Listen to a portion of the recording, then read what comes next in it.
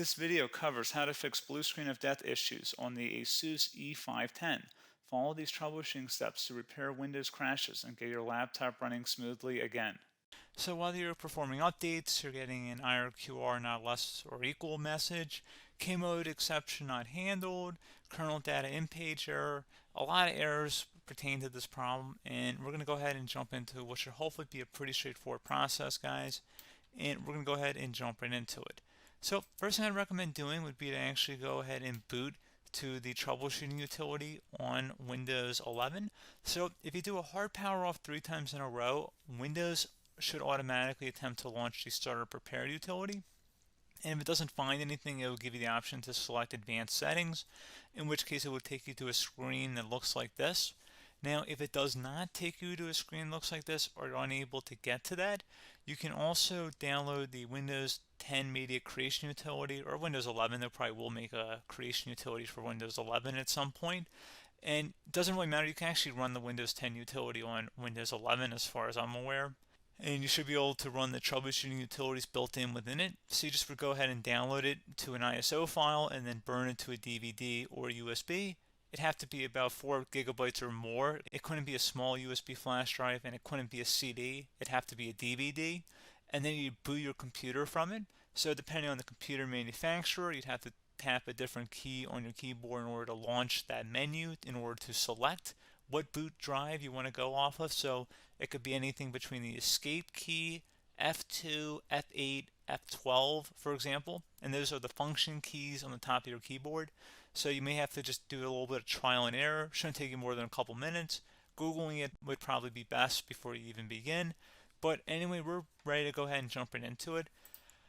So we're on the choose an option page. So these will look very similar whether you're booting from it directly within Windows itself, or if you're plugged in a USB flash drive with the media creation utility installed and you selected the recovery option.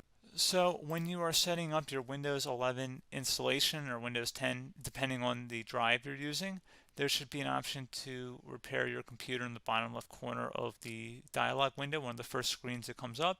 You go ahead and select that, and then it would take you to a troubleshooting screen like you see here. And you want to go ahead and select troubleshoot, reset your PC, or see advanced options. And then there are going to be a whole bunch of options in here that we're going to explore in today's video. The first one, we're going to actually go underneath advanced options and then select startup repair, fix problems that keep Windows from loading. So go ahead and select that first.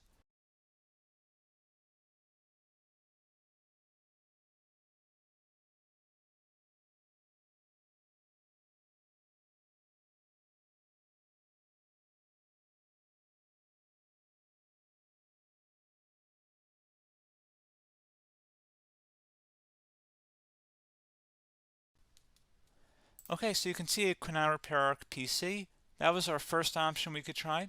Something else, if we go back into advanced options here and then select troubleshoot, we're going to go underneath advanced options again. You can go ahead and actually access safe mode by selecting startup settings. And then if you select the restart button, you have the option on the screen select safe mode with networking, which will give you a key on the screen. It'll tell you which key to press to enter that. I believe it's the F7 key. It'll do that for you. I'm not going to go over that in today's tutorial because I don't really want to go into safe mode, but you're more than welcome to attempt that by going into here and then selecting restart. Again, it'll launch another screen. It'll say what key do you want to press, and it'll give you like 7 or 8 different options, and you want to select safe mode with networking.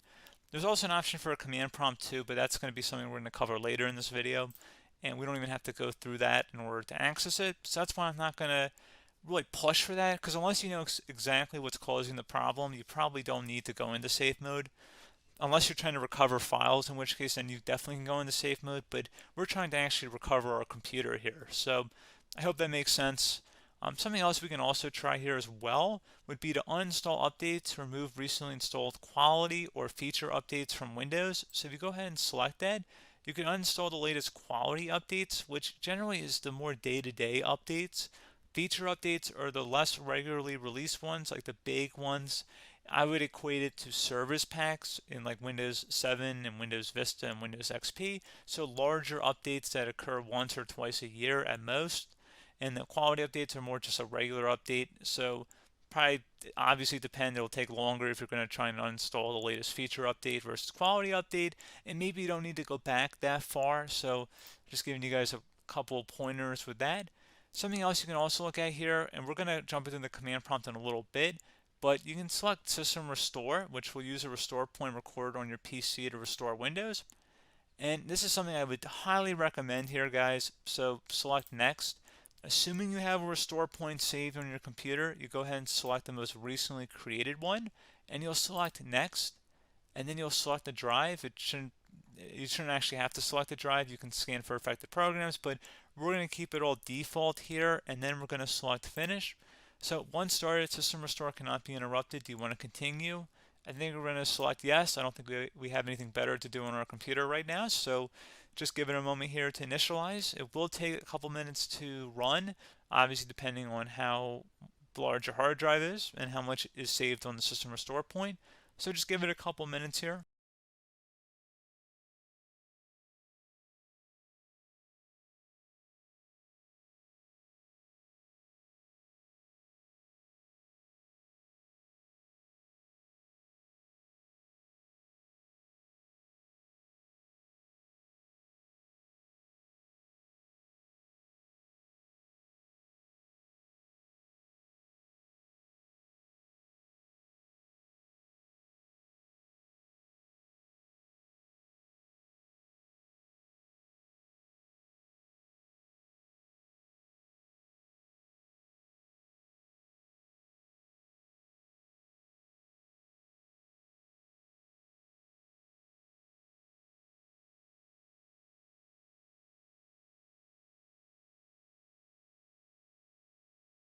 Okay, so you can see System Restore completed successfully. The system has been restored. Your documents have not been affected. Click the Restart button to restart your computer. Go ahead and select Restart.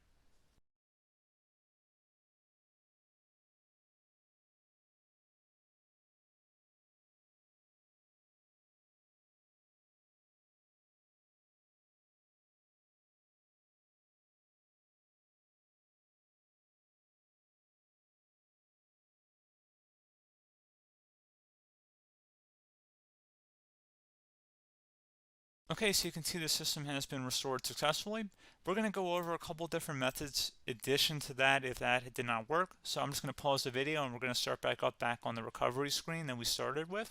Okay, so a couple other things we can try here too. If you go back into troubleshoot, you can select reset your PC, while you choose to keep or remove your personal files and then reinstalls Windows. You can select to keep my files, which will remove apps and settings but keeps your personal files. You can also select remove everything, which will remove all of your personal files, apps, and settings. So this is more of a factory reset, the second option here. First option, it should not delete all of your personal files. However, it will pretty much clear most of your programs. And keep in mind, there's no guarantee that your information, number one, is even still available and easily recoverable on your computer to the point that you actually would be able to recover anything. And the second point is that there's always a chance that it won't actually recover and it will just do a factory reset anyway. So there's no guarantee that actually would keep your files anyway. So I would recommend trying to get a recovery tool and backing that up first before selecting it anyway. But again, those are a couple different options. And then something else you can try here if you go back to the choose an option. Another option, if you go underneath choose an option and select troubleshoot, advanced options, and now select where it says command prompt. Okay, so the first thing we should do is type our main hard drive here. In most cases, it should be the C drive. So you just do a C colon and then hit enter on your keyboard. So once you're underneath the C drive, we're going to type in dir and then hit enter on your keyboard. It should have program files, users, and Windows all in there. That's how you know you're in the right directory.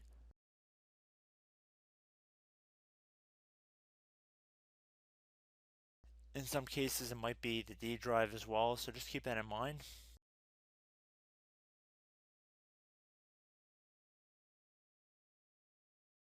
Next thing we're going to do is type in cd space / Windows / system 32 / config, and then you're going to hit enter on your keyboard.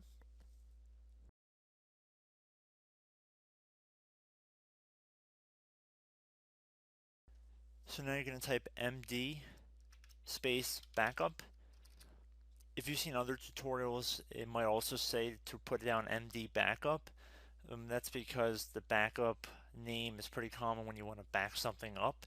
So you can name this whatever you want, doesn't have to be backup. So if you've already made a backup folder in the past, you could do backup 1, for example.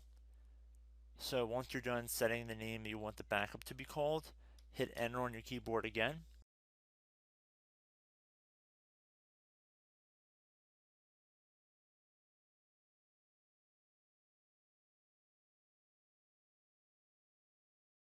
At this point, you want to type copy, C-O-P-Y, space. Then you want to do the star symbol above the 8 key. Then do a period or a dot, whatever you want to call it. Then another star sign, and then another space, and then type backup. And then hit enter on your keyboard.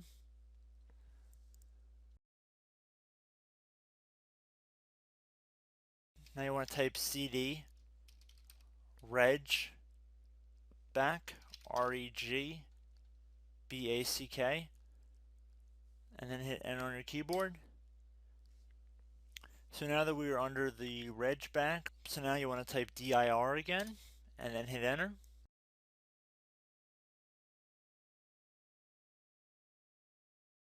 So now at this point we're going to type copy again. So copy, space, star sign, dot, another star sign, space, and then 2 dots. So we're going to type copy, space, star sign, dot, sign, star sign, dot, dot, and then hit enter on your keyboard again. So for overwrite, you want to overwrite all. So type A on your keyboard, so capital A, and then hit enter on your keyboard.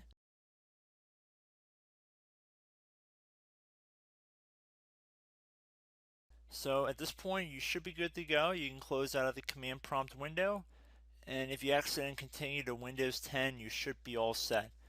So I hope one of these 3 or 4 different methods we went through in this tutorial helped you guys out. Again, I'm not sure if you guys heard me earlier, but try to go back into your safe mode if possible and uninstall any programs you know might be conflicting with the Windows startup if you can get into safe mode. So just keep that in mind. Something very simple like that could be blocking up everything. So again, I hope this tutorial helped you guys out, and I will catch you in the next tutorial. Goodbye.